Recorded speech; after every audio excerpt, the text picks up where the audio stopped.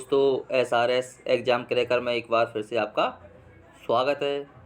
जैसा कि आप सब लोग जानते हैं कि आज आपका 18 फरवरी है, तो आप सभी को महाशिवरात्रि की बहुत बहुत शुभकामनाएं। बाबा महाकाल की कृपा आप सभी पर बनी रहे, ऐसा मेरा बाबा महाकाल से प्रार्थना है। तो चलिए आगे के क्वेश्चन को सॉल्व करते हैं।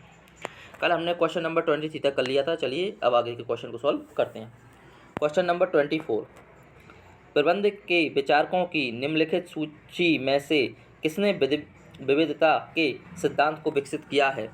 ऑप्शन ए एडवर्ड डेमिंग ने, ऑप्शन बी प्रोफेसर उर्विक ने, ऑप्शन सी F.W. टेलर ने, ऑप्शन डी इनमें से कोई नहीं। तो इसका सही आंसर क्या होगा आपका? ऑप्शन ए एडवर्ड डेमिंग ने। ठीक है, आपके क्या विविधता का सिद्धांत किसने दिया है? आपके विविधता का सिद्धांत दिया आपका एडवर्ड डेमिंग ने। चलिए नेक्स्ट क्वेश्चन पे मूव करते हैं। नेक्स्ट क्वेश्चन है आपका 25, निम्नलिखित में से कौन सही सुमेलित है? ऑप्शन ये आपके दिए, जैसे अंतर के आधार पे बताना है आपको। F.W. टेलर के हैं यहाँ पे, और ए हेनरी फ्यूल हैं।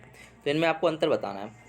प्रयोज्यता F.W. टेलर कहते थे सार्वभौमिक लागू होती है, और हेनरी फ्यूल कहते हैं लागू करने के लिए विशेष परिस्थितियाँ।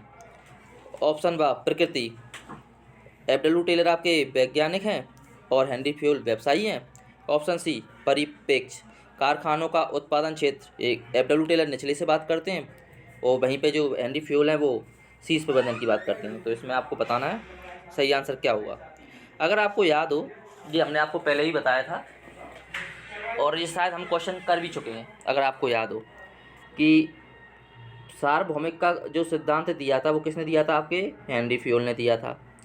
तो ये तो गलत हो गया। तो चलिए ऑप्शन देख लेते हैं। तो ऑप्शन ए केवल एक पहला सही है, केवल पहला और दूसरा सही है। ऑप्शन सी केवल दूसरा और तीसरा सही है। ऑप्शन डी उपरोक्त सही है, सभी सही है। तो इसका सही आंसर क्या होगा आपका? ऑप्शन सी केवल बा और सा सही है, क्योंकि F.W. टेलर आपके किसके हैं? वैज्ञानिक प्रबंध के हैं। फ्यूल के हैं व्यवसायी हैं।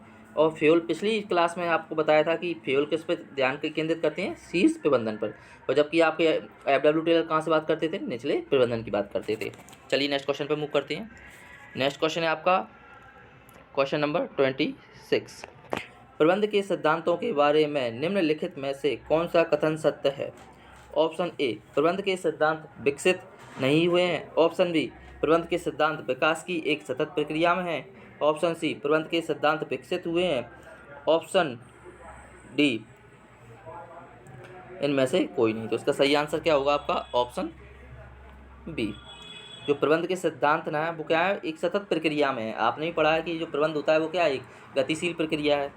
ठीक है, ना तो ये विकसित हुए हैं, ना मतलब विकसित नहीं हुए हैं, ना विकसित हुए हैं, यानी ये चल रहा है, विकास चल रहा है, यानी कॉन्टिन्यूस प्रोसेस है ये। चलिए नेक्स्ट क्वेश्चन पे मूव करते हैं। नेक्स्ट क्वेश्चन है आपका क्वेश्चन नंबर 27, निम्नलिखित में से कौन सा दिशा सिद्धांत में एकता का उद्देश्य है?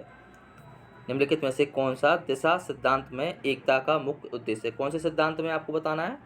आपको बताना है दिशा सिद्धांत में एकता का मुख्य उद्देश्य है। ऑप्शन ए कार्रवाई में एकता, ऑप्शन बी समन्वय में एकता,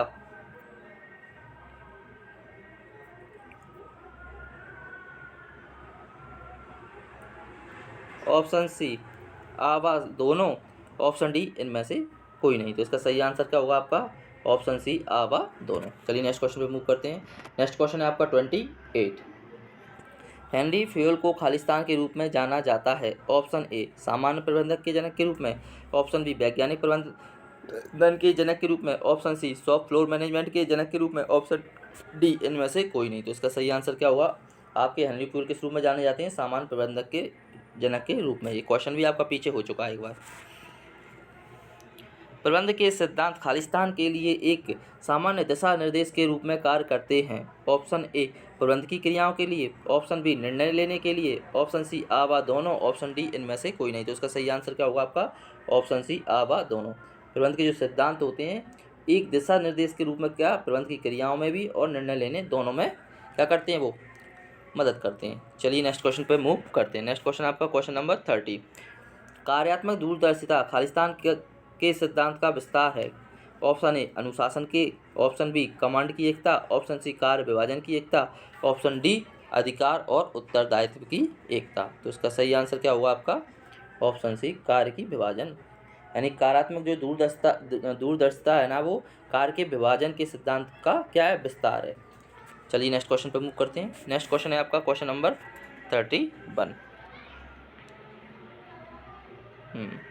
टेलर का विचार था कि कर्मचारी चयन की प्रक्रिया से ही दक्षता की चिंता का निर्माण किया जा सकता है। इस कथन में टेलर किस सिद्धांत का उल्लेख है? ऑप्शन ए सद्भाव ना कि कलह, ऑप्शन बी सहयोग ना कि व्यक्तिवाद, ऑप्शन सी प्रत्येक व्यक्ति का उसकी अधिकतम दक्षता और समृद्धि के लिए विकास, ऑप्शन डी इनमें से कोई नहीं। तो इसका सही आंसर क्या होगा आपका ऑप्शन सी।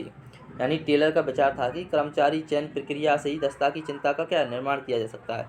इस सिद्धांत में क्या है कि प्रत्येक व्यक्ति क्या करे, उसकी अधिकतम दक्षता का उपयोग करे और क्या समृद्धि और विकास करे। चलिए नेक्स्ट क्वेश्चन पे मूव करते हैं। नेक्स्ट क्वेश्चन है question number 32। Frederick Wilson Taylor को कहा जाता है? ऑप्शन ए सामान्य प्रबंधक के जनक, ऑप्शन बी शॉप फ्लोर प्रबंधक के जनक, ऑप्शन सी वैज्ञानिक प्रबंधन के जनक, ऑप्शन डी उपरोक्त सभी। तो इसका सही आंसर क्या होगा आपका फ्रेडरिक विल्सन टेलर। अभी आपको पिछले क्वेश्चन में बताया था वो कैसे हैं, आपके वैज्ञानिक प्रबंधक के जनक हैं। कौन? Frederick Wilson Taylor. चलिए नेक्स्ट क्वेश्चन पे मूव करते हैं। नेक्स्ट क्वेश्चन है आपका 33।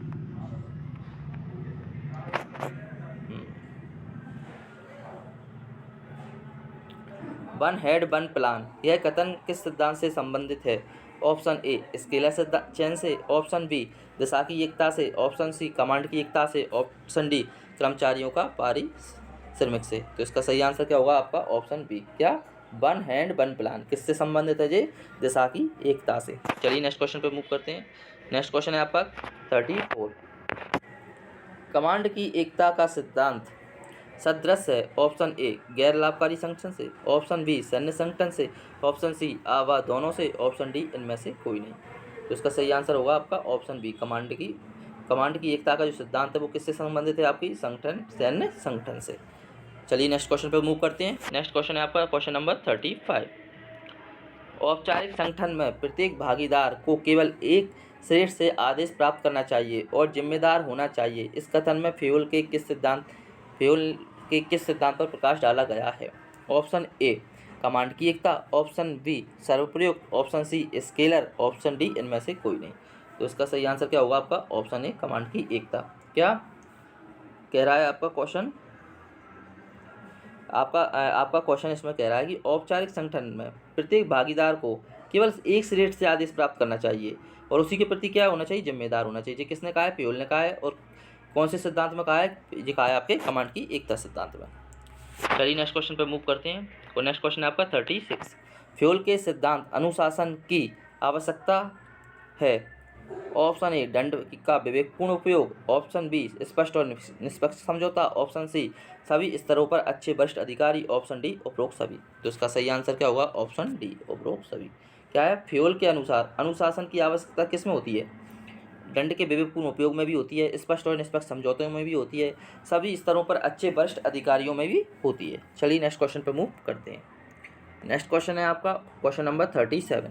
फ्यूल के अनुसार एक प्रबंधक में जो गुण होते हैं वे हैं ज्ञान, ऑप्शन बी अनुभव, ऑप्शन सी शिक्षा, ऑप्शन डी उपरोक्त सभी। तो इसका सही आंसर होगा क्या? Option D.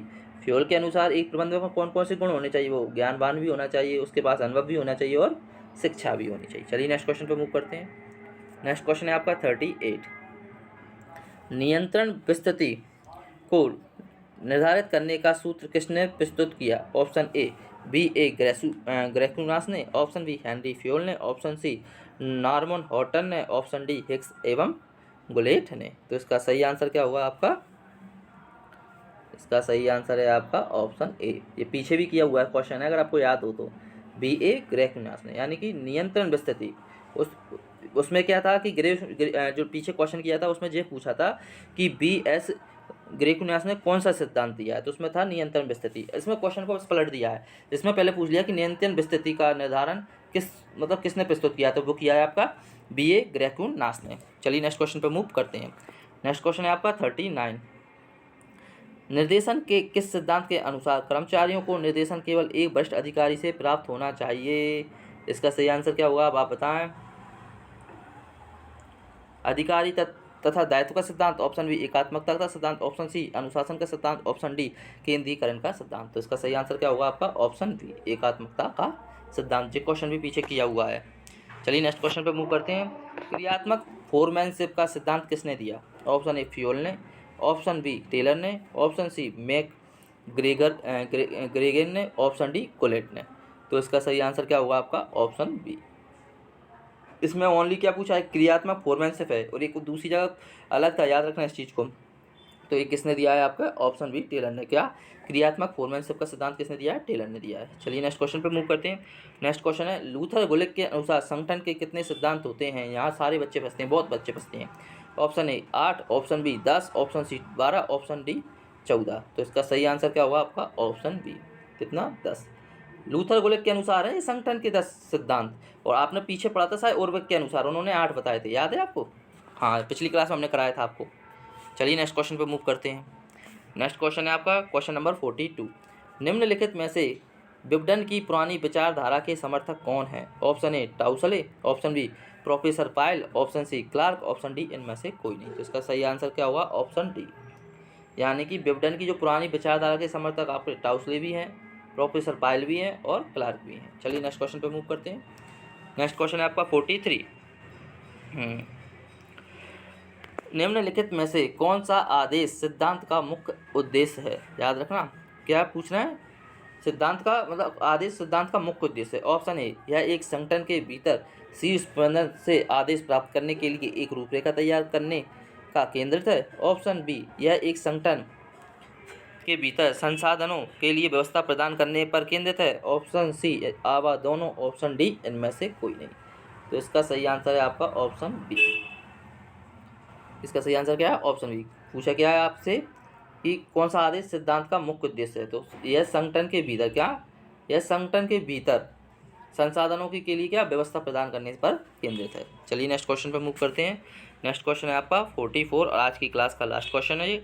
प्रबंध के सिद्धांत प्रबंध संबंधी कार्य के लिए मार्गदर्शक नियम व विधियाँ हैं। इनका प्रमुख प्रयोजन व्यावसायिक परिस्थितियों के संबंध में उत्तम समझ प्रदान करना एवं संगठनात्मक सिद्धांत में सुधार करना होता है। यह कथन किसने कहा था? Option A Harvard G Hicks ने, option B Edmund B Flippo ने, option C George R Terry ने, ऑप्शन डी गुलेट ने। तो इसका सही आंसर क्या होगा आपका ऑप्शन ए। किसने कहा था आपके ये कहा था हार्वर्ड जी हिक्स ने। क्या कहा था कि प्रबंध के सिद्धांत क्या प्रबंध संबंधी कार्य के लिए मार्गदर्शन नियम एवं विधियाँ बनाते हैं। इसका क्या है उत्पन्नता संबंध बताते हैं। ये आपको कराया भी है शायद। प्रबंध के सिद्धांत प्रबंध संबंधी कार्य के लिए क्या मार्गदर्शक नियम एवं विधियाँ बनाते हैं। इनका प्रमुख प्रयोजन क्या व्यावसायिक परिस्थितियों के संबंध में उत्तम समझ प्रदान करना एवं संगठनात्मक निष्पादन में सुधार करना होता है। यह कथन कहा है आपके हार्वर्ड जी हिक्स ने। तो चलिए आज की क्लास को यहीं पे समाप्त करते हैं, समाप्ति की घोषणा करते हैं। आपको पुनः एक बार महाशिवरात्रि की बहुत बहुत शुभकामनाएं। तो इसी के साथ आज की क्लास का समाप्त करते हैं, समाप्ति की घोषणा करते हैं। राधे राधे।